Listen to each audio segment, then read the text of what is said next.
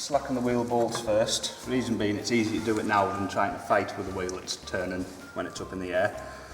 To release a wheel nut, it's always anti-clockwise, and to tighten it's obviously always clockwise.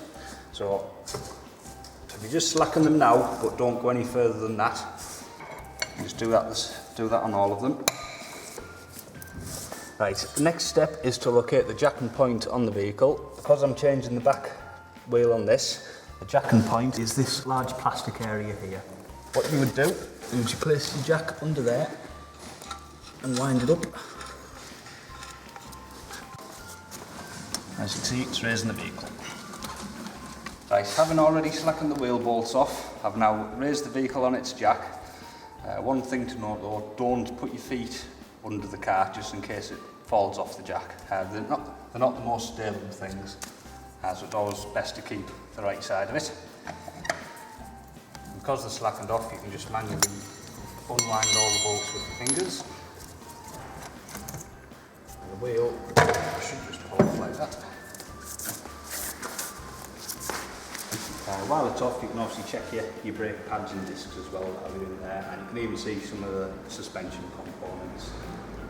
So to put it back on, you just line it up, you get the holes lining up with the holes in the brake disc, and then you just put the bolts back in. Little trick, if you get it on there and just rest your finger on the bottom, it would stop the tyre from moving. If I was to release my finger, could fall back off again.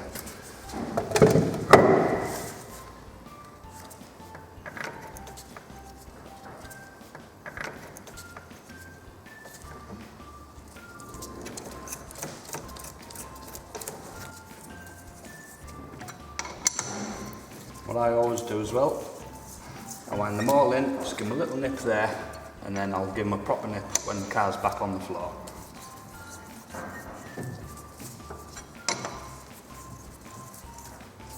So we'll wind the jack down.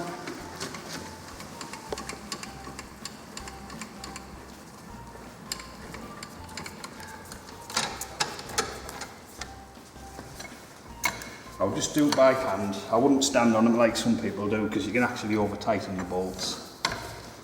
If you do by hand, give them a good nip like so, and that will be sufficient.